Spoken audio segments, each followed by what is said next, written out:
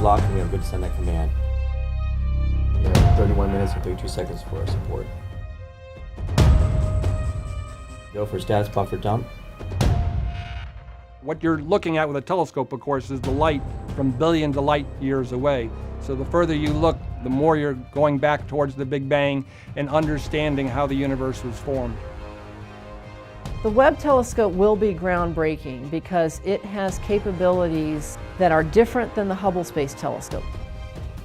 We have equipment that is so much more powerful than anything we've ever had before that it's almost impossible to tell what we will discover.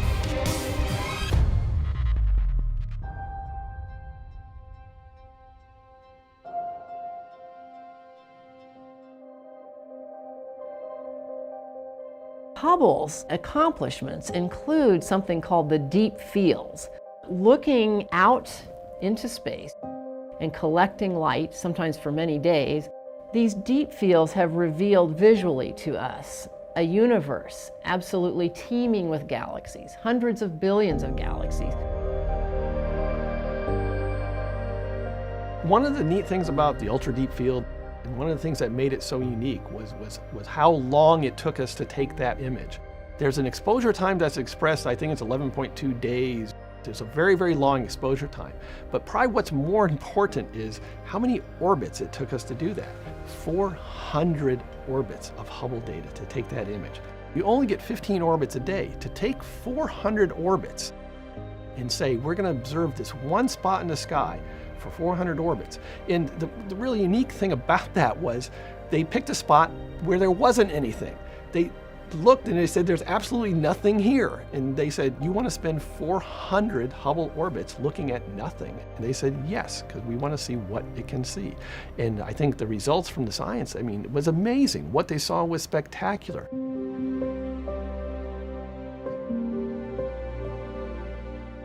Hubble had spent 2 weeks taking pictures of empty places in the sky, and they saw they weren't empty at all. They were thousands and thousands of galaxies.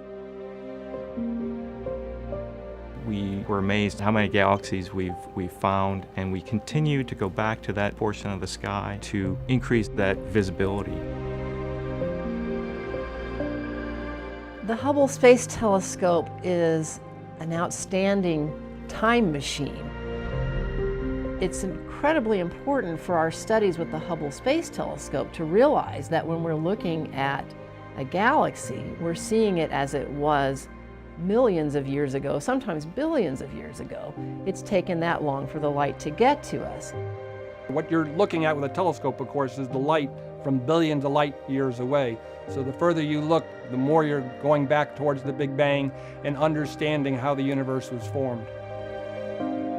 What Hubble has revealed is that the universe has in fact changed over these billions of years of time. The early galaxies, the very distant ones as we see them, are simple. Sometimes they're messy looking, they're small, they haven't had time yet to form that grand spiral structure. Over time, we see galaxies actually merging with other galaxies and growing bigger and bigger, and those mergers can look like train wrecks in our Hubble images.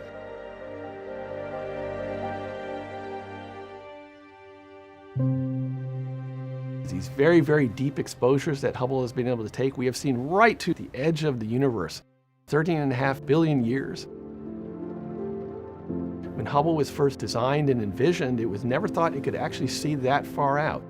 But because of the advances in the instruments that we've been able to put up on the telescope, and also the cleverness of the scientists, they've come up with very interesting observing scenarios, doing these really deep exposures where we just sit there for orbit after orbit after orbit, gathering the photons. We've been able to push Hubble out very, very far. As Hubble looks out into these fields of galaxies, we sometimes see clusters of galaxies. These are galaxies that are held nearby each other by their mutual gravity. These clusters are massive conglomerations. There's so much mass that they have an actual observable impact on space-time itself. Einstein predicted that mass distorts space, but we didn't realize we could actually see the effects of that. But with Hubble, we have been able to see distortions in space around clusters of galaxies The way we see that is when light from a background galaxy travels through that cluster of galaxies or around it due to this gravitational lensing effect. The lensing also magnifies that background galaxy, so if we look in some of these distorted arcs, we can see more detail than we would ever have been able to see without gravitational lensing, nature's boost. There are observations where we're explicitly looking for the lensing, and they're getting science out of that just otherwise would just not be doable. Hubble has really taken that to a next level. It's doing large amounts of astrophysics that it's just never been able to do before.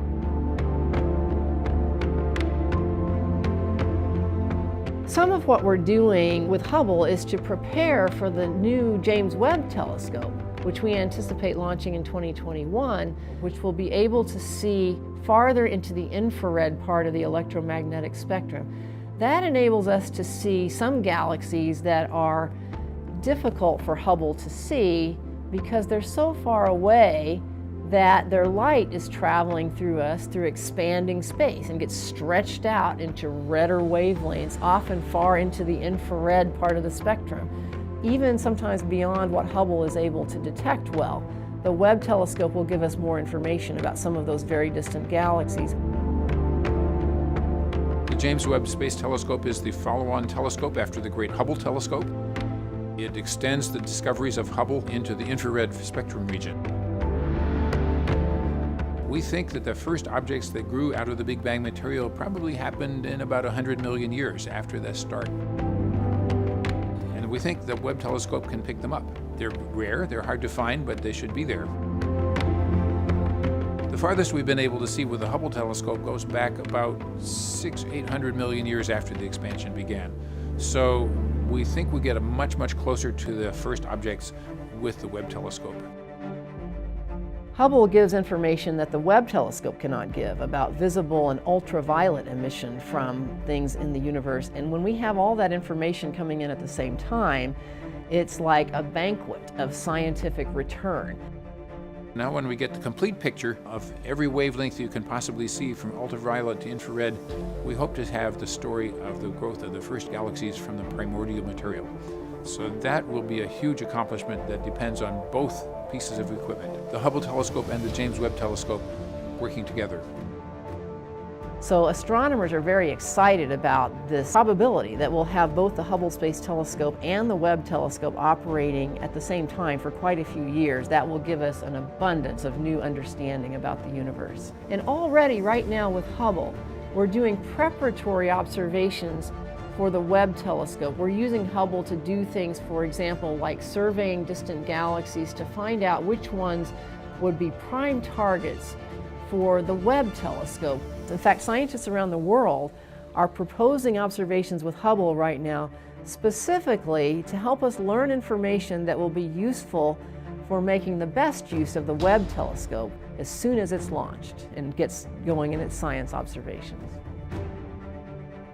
I think the Hubble telescope has been the most productive science instrument ever built. In astronomy, there's what we knew before Hubble, and now there's what we know after Hubble. They're so different. Of course, Hubble has now had a life of 30 years, so it's had a long time to make this revolution happen. So it's not all at once. It's a gradual revolution, but it's still a huge revolution. Technology has changed dramatically over the 30 years of life of the Hubble telescope. So you couldn't even have imagined when the Hubble was launched that we would have the wonderful cameras and spectrometers that we buy today. We figured out how to send astronauts, we trained the astronauts, we figured out what instruments could be put in, we figured out how to repair everything that went wrong on the Hubble, and it's still alive. It's today, 30 years after launch. And I am so thrilled to say that our people were able to do that. That's the operations team that makes this possible. It's a miracle as far as I'm concerned, because it didn't have to be that way, but they made it happen.